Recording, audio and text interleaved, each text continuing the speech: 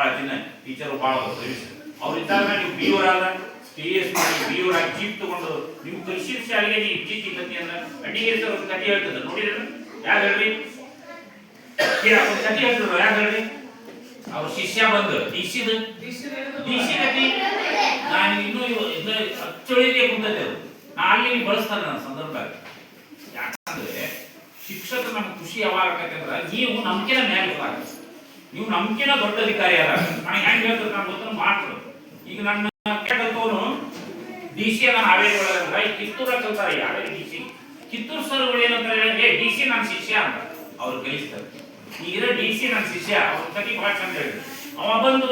ಅಲ್ಲಿ ಕಾಲು ಬೀಳೋದು ಡಿ ಸಿಗೆ ಗೊತ್ತಿಲ್ಲ ಇವಾಗ ನಾ ಕಲಿಸೀನಿ ಅಂತ ಸುಮಾರು 10,000 ಮಕ್ಕಳು ಕಲಿತವ್ ನಮ್ಮ ಕೈಯಾಗ ಒಂದು 30 ವರ್ಷ ನಾ ಸರ್ವಿಸ್ ಮಾಡಿದಂದ್ರೆ ಒಂದು 10,000 ವಿದ್ಯಾರ್ಥಿಗಳಿಗೆ ನಾನು ಕಲಿಸಿರ್ತೇನೆ ಆದ್ರೆ ನಾನು ಬರ್ತಿರ್ತೇನೆ ನಿಮ್ಗೆ ನಿಮ್ಮ ಹೃದಯದಾಗ ನಮ್ಮ ಫೋಟೋ ಇರ್ತದೆ ನಾ ಎಲ್ಲೇ ಮುದುಕಾಗಿ ಎಷ್ಟೋ ದಿವಸ ಕೂಡ್ಲಿ ಇವ್ರು ನನ್ನ ಕಲಿಸ್ಯಾರ ಅನ್ನೋದು ನಿಮ್ಮ ಭಾವನೆ ಇರ್ತದೆ ಈಗ ನನಗೆ 80 ವರ್ಷ 85 ವರ್ಷದ ಮಾಸ್ಟರ್ ಎಲ್ಲಿ ಸಿಕ್ಕರೆ ಅವ್ರ ಗಪ್ಪನ ಕೈ ತನ್ನಷ್ಟೇ ತಾನೇ ಹಿಂಗೆ ಹೋಗ್ತಾವ ನಮಸ್ಕಾರ ಮಾಡೋದು ಇದು ಸಂಸ್ಕಾರ ಮನುಷ್ಯ ಜನ್ಮನ ಸಂಸ್ಕಾರ ನಮ್ಮ ಹಿರಿಯರಿಗೆ ನಾವು ನಮಸ್ಕಾರ ಮಾಡೋದು ಅದು ಇದಕ್ಕಲ್ಲ ಏನು ಆತ್ಮ ಪ್ರಶಂಸೆಗೆ ಅಥವಾ ಅವ್ರಿಗೆ ಬೈತಾರಪ್ಪ ಅನ್ನೋಕ್ಕಲ್ಲ ನಮ್ಮ ಗುರುಗಳು ಬಂದು ನಮ್ಮ ಕೈ ವಿಷಯ ಮೇಲೆ ಕಾರಣ ಏನಂದ್ರೆ ಕನ್ನಡ ಶಾಲೆ ಮಕ್ಕಳಲ್ಲಿ ಅವ್ರ ಚಿತ್ರ ಮೂಡಿರ್ತದೆ ಈಗ ನಮಗೆ ಕಾಲೇಜ್ನಾಗ ಕಲಿಸಿದ ಮಾಸ್ತರ್ ಮಕ್ಕ ನೆನಪಿಲ್ಲ ನೆನ್ಪಿಟ್ಕೊ ನೀವು ಅವ್ರಿಗೆಲ್ಲಾನು ಕೇಳಿ ಕುಂತಾನ ನಿಮ್ಮ ಮೂವರನ್ನು ಕೇಳಿ ನಿಮ್ಮ ಅಪ್ಪನ್ನು ಕೇಳಿ ಮಾಸ್ತರ್ ಯಾರ ನೆನಪದಾರ ಅವ್ರ ಹೆಸರು ಹೇಳ್ರಿ ಅಂದ್ರೆ ಕನ್ನಡ ಶಾಲೆ ಕಲಿತು ಮಾಸ್ತರ್ ಮಾತ್ರ ನೆನಪಿರ್ತಾರೆ ಯಾಕಂದ್ರೆ ಆ ಬಾಲ್ಯದಲ್ಲಿ ಆ ಸೂಕ್ತವಾದ ಮನಸ್ಸಿನಲ್ಲಿ 7 ವರ್ಷಗಳ ಕಾಲ ನೋಡಿರ್ತಕ್ಕಂಥ ಆ ಮುಖ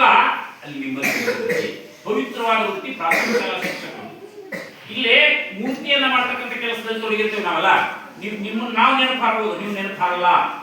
ಈಗ ನಿಮ್ಗೆ ಸಿಟ್ಟು ಬರೋದು ನಮ್ಮ ಮಾತು ಸರ್ ನಿಮ್ಗೆ ಹೇಳ್ತಿದ್ರು ನಾ ಸುಟ್ಟು ಬರ ಚಂದಾಗಿ ಬರೋದು ಅಕ್ಷರ ದುಂಡು ಮಾಡಿಕೆ ಅಂತಿದ್ರು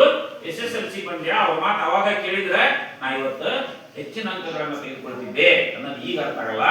ನಿಮಗೆ ಮುಂದೆ ಅರ್ಥ ಆಗ್ತದೆ ಹೀಗಾಗಿ ನಾವು ನಿಮ್ಮ ಸ್ಥಾನದಲ್ಲಿ ಕುಳಿತು ಇಲ್ಲಿ ಬಂದಿರೋದ್ರಿಂದ ನೀವು ಕೂಡ ಇಂಥ ಸನ್ಮಾನಗಳಿಗೆ ಇಂಥ ಮಾತುಗಳನ್ನು ಆಡಿಸಲಿಕ್ಕೆ ಕೂಡಿರ್ತಕ್ಕಂಥ ವ್ಯಕ್ತಿಗಳಾಗ್ತೀವಿ ಅಂತ ಆಶಿಸಿ ಇವತ್ತಿನ ಸಮಾರಂಭವನ್ನು ನಾವು ಅಧ್ಯಕ್ಷೀಯ ಭಾಷಣವನ್ನು ತಮ್ಮೆಲ್ಲರ ಪರವಾಗಿ ಅವರಿಗೆ